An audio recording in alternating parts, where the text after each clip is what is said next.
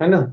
So we have discussed electrostatic potential energy, और हम लोगों ने पढ़ा था कि वो होता है U is equals to 1/4 pi epsilon naught Q1 Q2 upon R, where R is the distance between charge Q1 and Q2.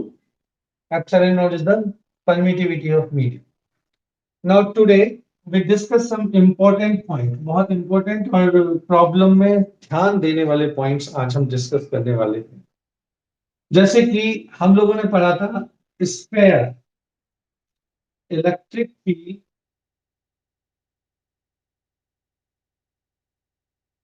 Due to conducting sphere, हम लोगों ने पढ़ा था।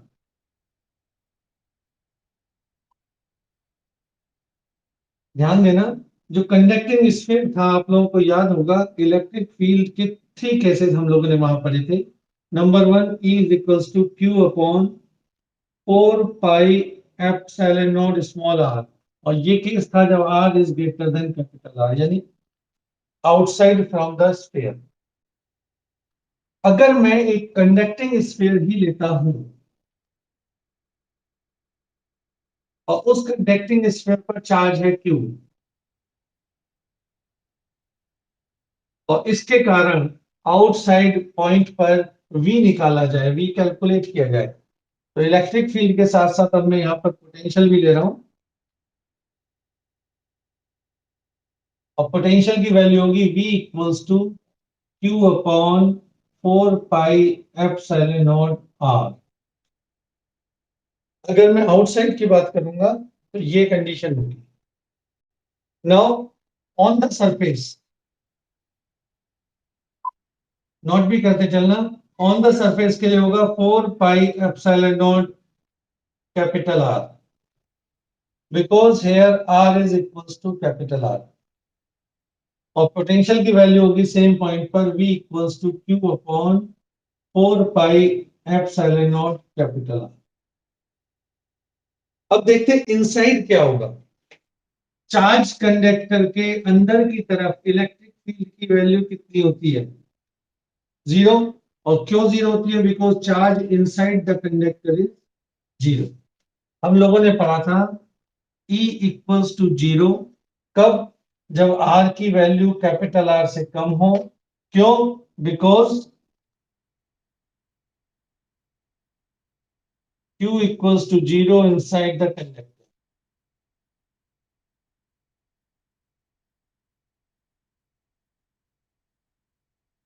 ये हम लोगों ने पढ़ा था। अब एक फॉर्मूला आप लोगों ने बेटा पढ़ा, that is E equals to minus dV upon dr। आप इसे लिख सकते हैं dV that is equals to minus E dot dr। और अगर किसी चीज का डिफरेंशिएशन 0 होता है, इसको सिंपली हम ये भी लिख सकते हैं, सोच सकते हैं कि अगर किसी चीज का डिफरेंशिएशन 0 है तो वो चीज कैसी होगी? Anyone? If the differentiation of any quantity is 0, then what about the yes, then this quantity is constant. कैसे आया? हमने इंटीग्रेट किया, इंटीग्रेशन में कांस्टेंट वर्ड आएगा। कांस्टेंट का डिफरेंशिएशन हमेशा 0 होता है। तो यहां से क्लियर होता है कि पोटेंशियल की वैल्यू कितनी होगी? कांस्टेंट होगी। और ये कांस्टेंट वैल्यू किसके बराबर होगी? ये उतनी ही होगी जितनी उसके सरफेस पर, ये कंडीशन होगी। यानी for a spherical conductor, the potential inside the sphere is equal to the potential on the surface. Potential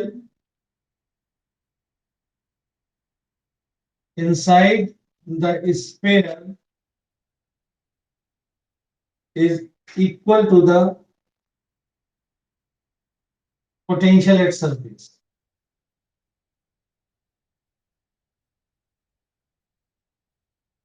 note कीजिए इसे, छोटा सा पॉइंट है, बहुत बड़ा नहीं है।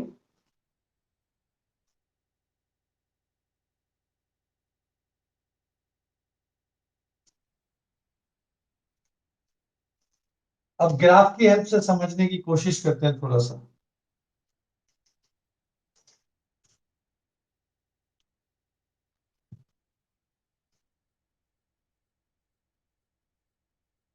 देखिए ग्राफ की हेल्प से कैसे करेंगे। This is y-axis on which we just give V potential and electric field E, and this one is x-axis on which the distance is given. The distance small r equals to capital R. इस point पर small r की value capital R के equal हो जाती है। Means इस point से जब हम आगे जाएंगे तो हम आउटसाइड की बात करेंगे। यहाँ पर आउटसाइड की बात कर रहे हैं, R is greater than capital R, और यहाँ पर करते हैं इनसाइड की बात, R is less than. Now what about the electric field. Electric field हमने कहा कि जब तक इनसाइड है इसकी वैल्यू है 0, जब सरफेस पर हुआ इलेक्ट्रिक फील्ड की वैल्यू अपनी मैक्सिमम वैल्यू पर पहुंच गई आर पर, और इसके बाद इलेक्ट्रिक फील्ड लगातार डिक्रीज होता चलेगा। ये हम लोगों ने पढ़ा था। ये किसके केस में, कंडक्टिंग स्फीयर पहला केस, और सेम ही चीज होती है नॉन वो conducting shell, spherical shell,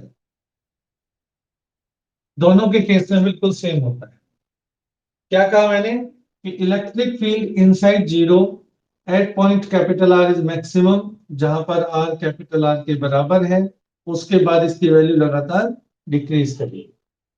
now what about the potential. Potential की कंडीशन क्या होती है। पोटेंशियल की वैल्यू होती है Q upon 4 pi epsilon naught capital R surface पर, और हमने कहा अंदर भी उतनी होती है कि कांस्टेंट होता है। तो पोटेंशियल की वैल्यू कितनी हो जाएगी,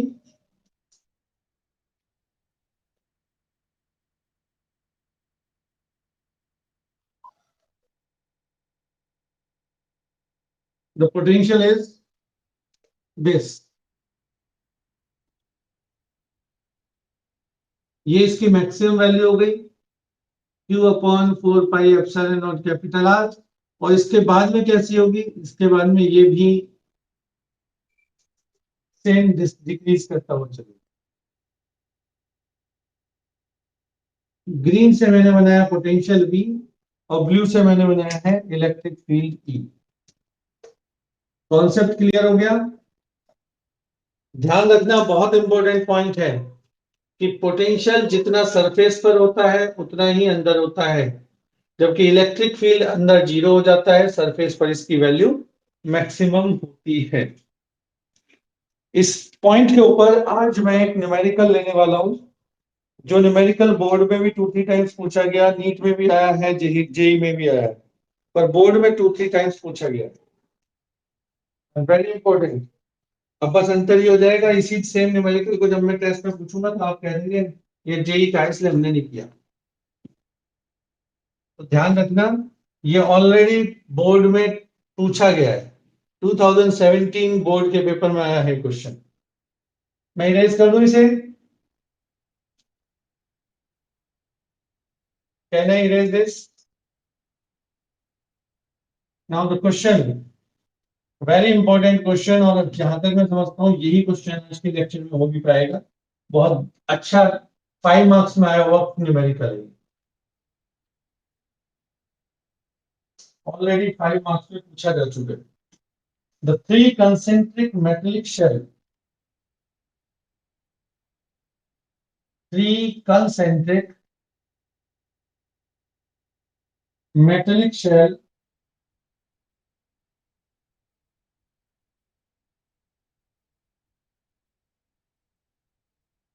A, B, and C of radius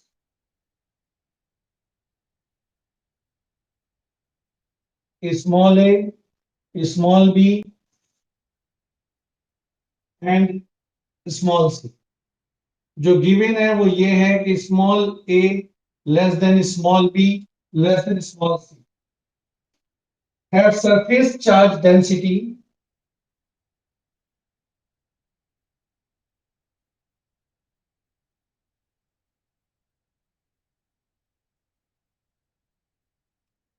कितनी, sigma minus sigma and again sigma.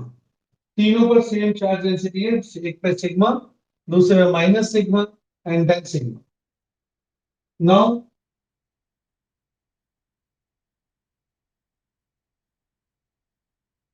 Question है find the potential of three shells a B C.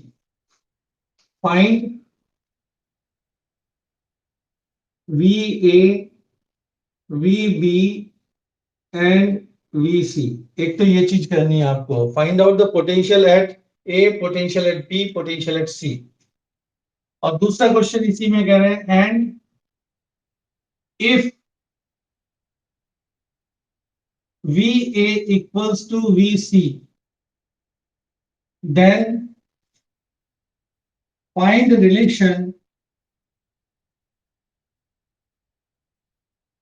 between A, B and C। Question clear हो गया आप लोगों को? ये क्वेश्चन क्लियर है? क्या क्या चीज कही इन्होंने? कहा थ्री कंसेंट्रिक मेटेलिक शेल, तीन शेल हैं, तीनों कंसेंट्रिक हैं और तीनों की radius A B C like this. सबसे छोटी शेल ये रही,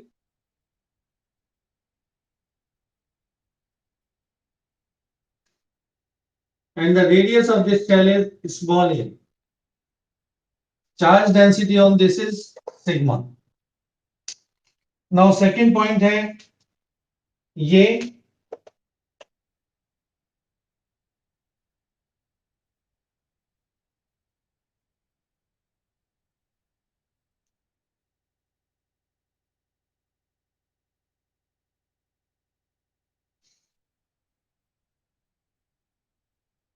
रेडियस है बी, चार्ज डेंसिटी है माइनस सिग्मा,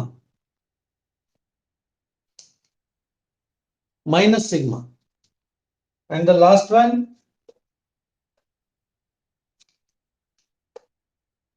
अगेन ये शेल आ गई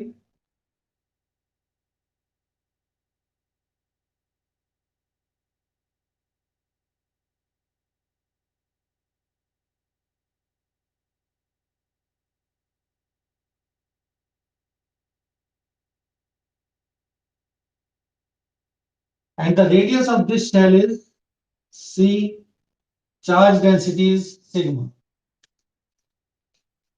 क्वेश्चन आपसे पूछा गया है find out V A V B and V C. तो सबसे पहले हम निकालते हैं V A. V A, V A पर जो पोटेंशियल होगा वो किस किस के कारण होगा, ध्यान से सुनना। वी ए पर पोटेंशियल यानी इस पॉइंट पर पोटेंशियल इसका अपना होगा ब्लू सरफेस का जिसकी रेडियस ए है। सबसे पहला होगा potential due to this plus sigma charge on inner shell.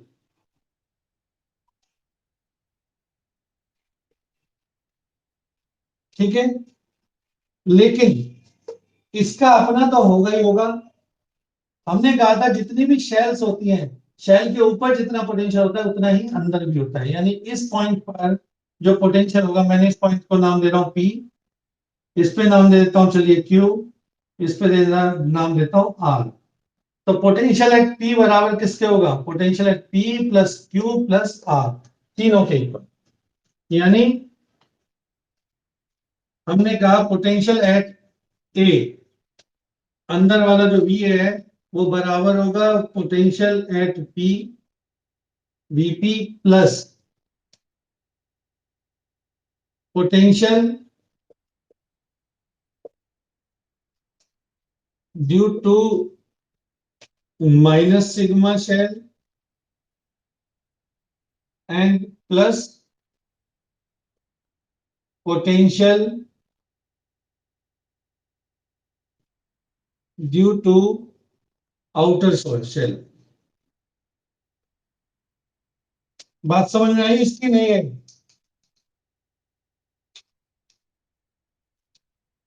आप लोगों को ये क्लियर हुआ नहीं हुआ? देखो अब क्या हुआ। सबसे पहले निकालो potential due to inner shell. कितना होगा?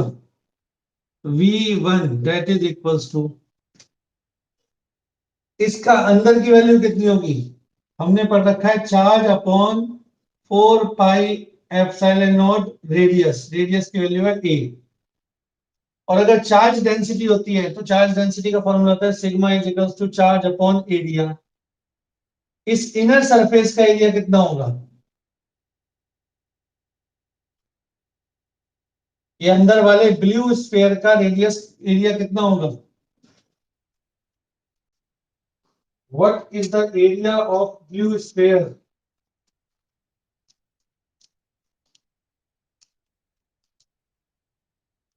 4 पाई ए स्क्वायर, है ना?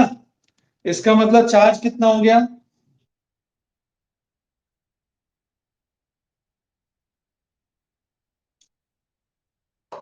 बिल्कुल सही, sigma 4 pi A square.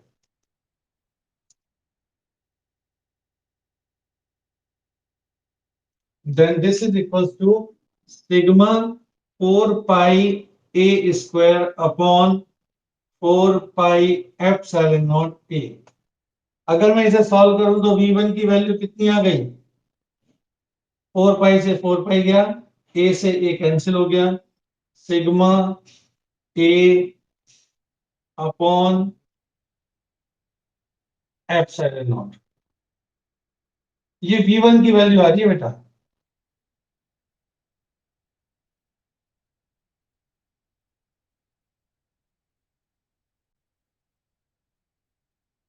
Same method हम लोग यहां पर अप्लाई करेंगे। जैसे मैंने v1 यानी इसका पोटेंशियल निकाला, रख दिया।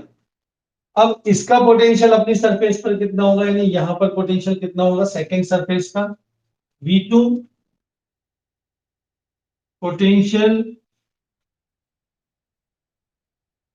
Due to second surface shell, वो हो जाएगा सिग्मा बी अपॉन बी।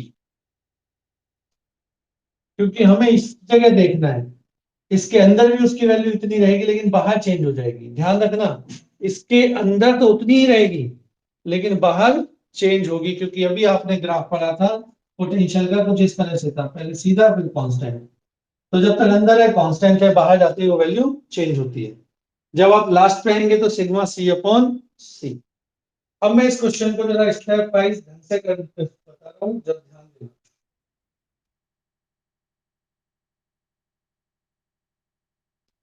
और नोट भी करना, डायग्राम आपके सामने यही रहेगा।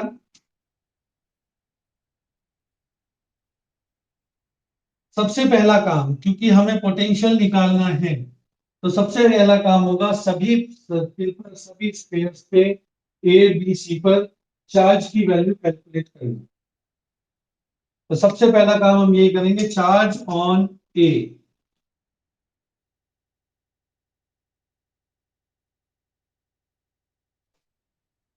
Charge on A,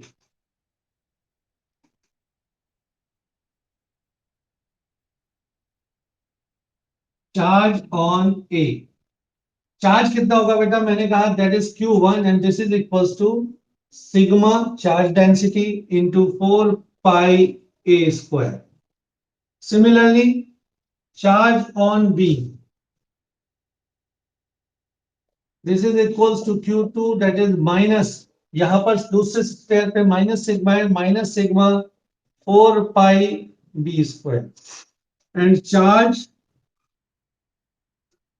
on C, this is equals to Q3 again four sigma 4 pi c²। तो चार्ज की वैल्यू आती है आपकी एरिया इंटू चार्ज डेंसिटी।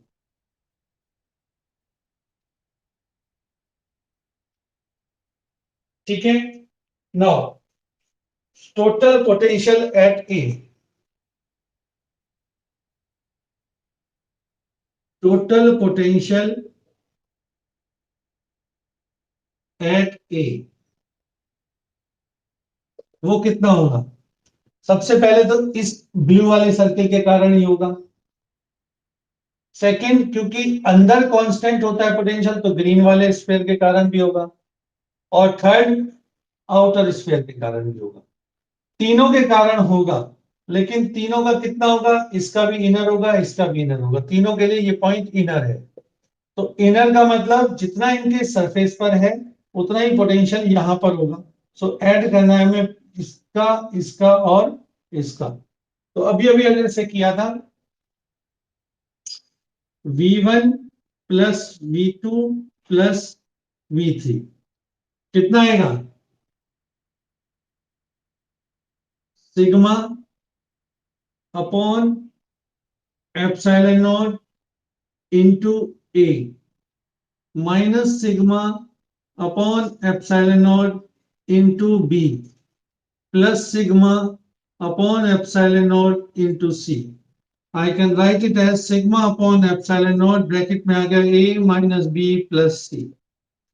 ये क्लियर है? डाउट है इसमें बता दीजिए पहले। अगर यहां पर कोई डाउट है तो मैं दोबारा कहूंगा। Will you understand? सबको क्लियर है? 5 मार्क्स का आता है, ध्यान रखना। Next, potential at B.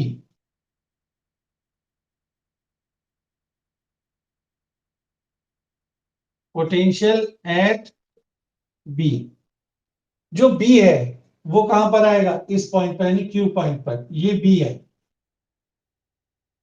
इसके लिए पोटेंशियल क्या क्या होगा? ब्लू वाली सरफेस का तो आउटर सरफेस है, ग्रीन के लिए ऑन द सरफेस है, और ब्लैक के लिए इनसाइड द सरफेस। दोबारा सब बोल रहा हूं, ब्लू के लिए ये पॉइंट आउटर सरफेस, ग्रीन के लिए ऑन द सरफेस, और ब्लैक के लिए इनर सरफेस। तो क्या कंडीशन आएगी? कंडीशन ये होगी, सबसे पहले पोटेंशियल ड्यू टू ब्लू वाली सरफेस के लिए, ये डिस्टेंस कितना है ग्रीन तक? बी। तो हम कहेंगे charge Q upon 4 pi epsilon naught, और यहां तक का डिस्टेंस हो गया outer distance B,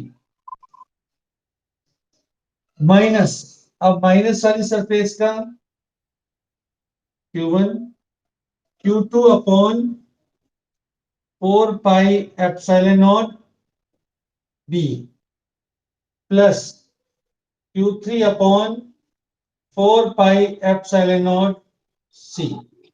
now substitute the values of all. Sigma upon epsilon naught, जब आपने इस वैल्यू को रखा सिग्मा 4 पाई a², तो 4 पाई से 4 पाई कैंसिल हो गया, sigma upon epsilon naught a² upon B minus sigma B upon epsilon naught plus sigma C upon epsilon naught. Now take common, कुछ कॉमन आता है तो ले लीजिए। That is sigma upon epsilon naught, bracket में आएगा a² upon B minus B plus C. The term a upon B, a² upon B minus B plus C. Is it clear? ये वाला टर्म क्लियर है? बताता हूं, V A तो clear है ना? अब वीबी को ध्यान से देखो दोबारा से। वीबी के लिए मैंने बताया यहां पर इस पॉइंट पर वीबी, वीबी पर पोटेंशियल किस किस के कारण होगा? इस ब्लू वाली सरफेस के कारण आउटर सरफेस होगा, आउटर सरफेस यानी एट ए डिस्टेंस बी। तो पहला पोटेंशियल होगा charge Q1 upon 4 pi epsilon naught B. इसके कारण इसका चार्ज है Q1 और Q1 की वैल्यू क्या है, सिग्मा 4 पाई ए स्क्वायर। यहां तक की बात समझ में आ गई। अब देखो ये ग्रीन वाली सरफेस के लिए क्या है, on the surface, on the surface का कितना होगा, minus sigma 4 pi B square upon 4 pi epsilon naught B. बात समझ में आई। अब ब्लैक वाली सरफेस के लिए कौन कितना होगा पोटेंशियल, इनर। इनर का मतलब उतना ही जितना इसकी सरफेस पर होता है। तो ब्लैक का कितना होगा, सिग्मा 4 पाई सी square upon 4 pi epsilon naught c. जब आप इसे सॉल्व करोगे क्या आएगा, 4 पाई से 4 पाई गया।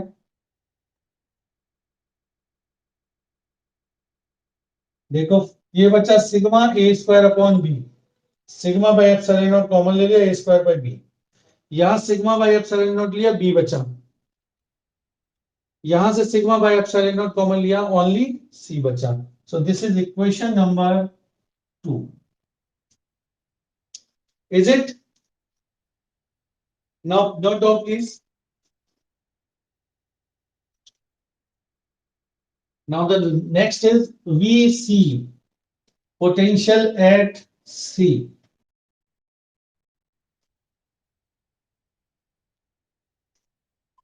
VC निकालने के लिए क्या करोगे बेटा, ब्लू वाले स्फीयर का पोटेंशियल कितनी दूरी पर निकालना है, C दूरी पर, यानी यहां से यहां तक की रेडियस पर। का भी कितनी दूरी पर निकालना है, C पर। और ब्लैक वाले का भी कहां निकालना है, C पर। तो ओवरऑल डिस्टेंस कितनी हो गई इस बार, C। तो सबसे पहले ब्लैक वाले को, ब्लू वाले का देखते हैं, Q1 upon 4 pi epsilon not C plus Q2 4 pi epsilon not C plus Q3 4 pi epsilon not C। ये बात समझ में आ गई। ये क्लियर हो गया बेटा। अब क्या करना है, Q1 Q2 Q3 की वैल्यू रख देनी है। Q1 की वैल्यू 4 पाई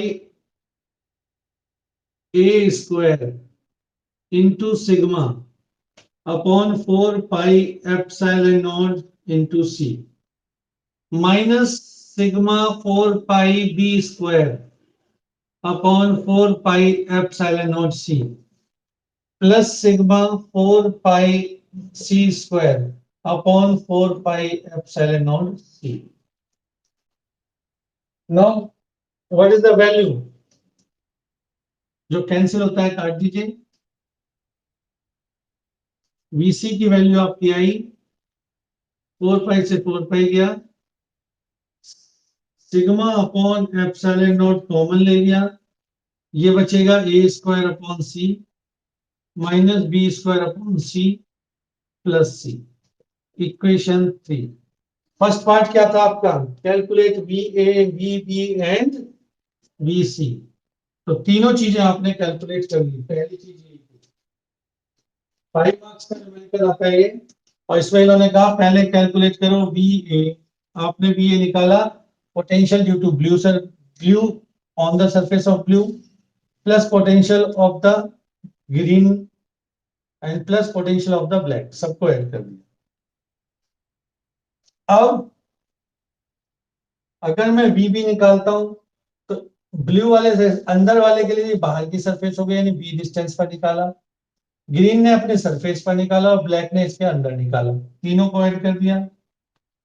लास्ट था VC। VC कैलकुलेट करने के लिए मैंने क्या किया, ब्लू के लिए भी आउटर सरफेस, ग्रीन के लिए भी आउटर सरफेस, और ब्लैक के लिए ये अपनी सरफेस है। Now this is the first part. Second part में इन्होंने कहा if VA equals to VC, ये दोनों इक्वल हो जाए, if VA becomes equal to VC then find the relation between ABC। तो इन दोनों को इक्वल करते हैं और फिर देखते हैं रिलेशन क्या आता है।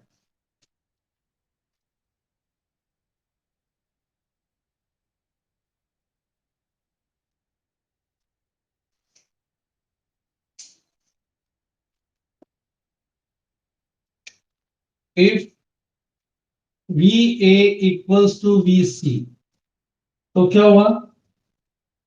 VA की वैल्यू है sigma upon epsilon naught A minus B plus सी, ये है sigma upon epsilon naught a square by c minus B square by c minus c, वो प्लस सी।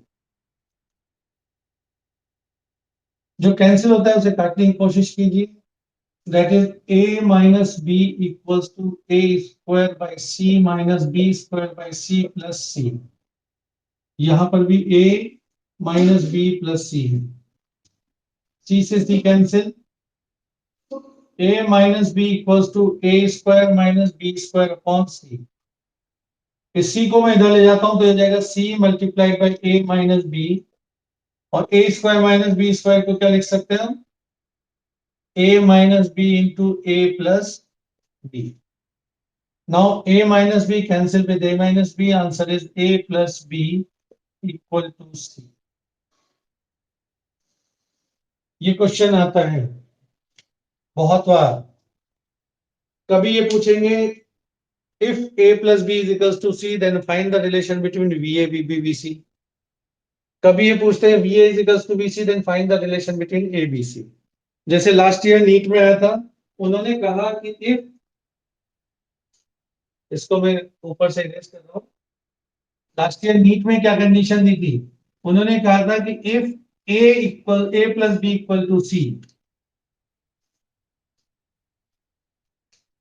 नीट में था कि a plus B equal to C, then va less than vb does not equal to vc। पहला option. Second option था va equals to vb equal to vc। Third option था va equals to vc not equal to vb। Fourth option था VB equals to VC not equal to VA. Which one is true?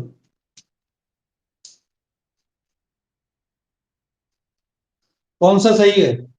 Yes, third. ये NEET का, ये last year NEET में आया हुआ question है।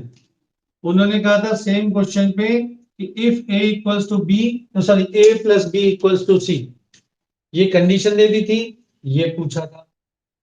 मैंने आपको क्वेश्चन कराया this is the condition and prove this.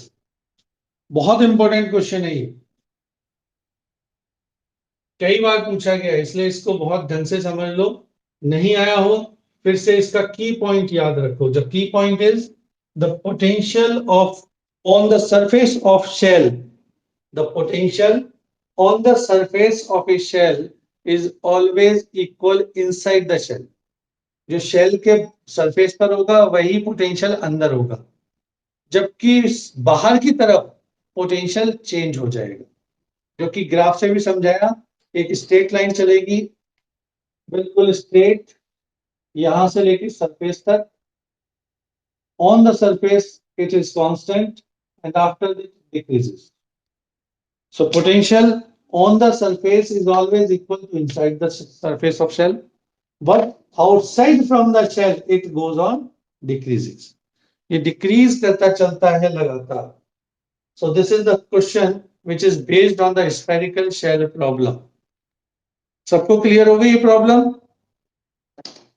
So tomorrow is the last topic of this chapter, that is equipotential surface. थोड़ा सा पढ़ के बैठना, then we have to discuss the equipotential surface and some numericals. Clear? Okay. Remove the class.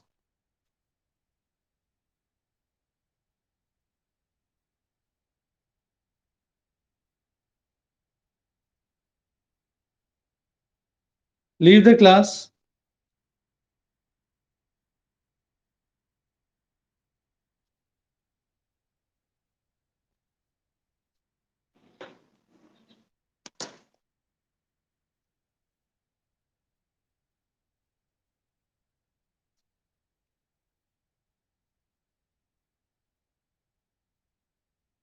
Anish, class is over now. Paramjit, the time is over.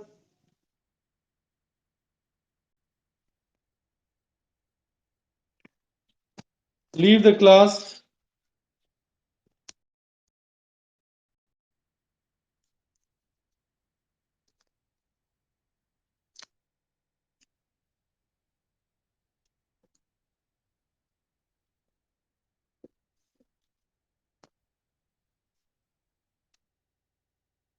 क्या बात है राकेश, जाओ बेटा, बहुत देर पढ़ लिए।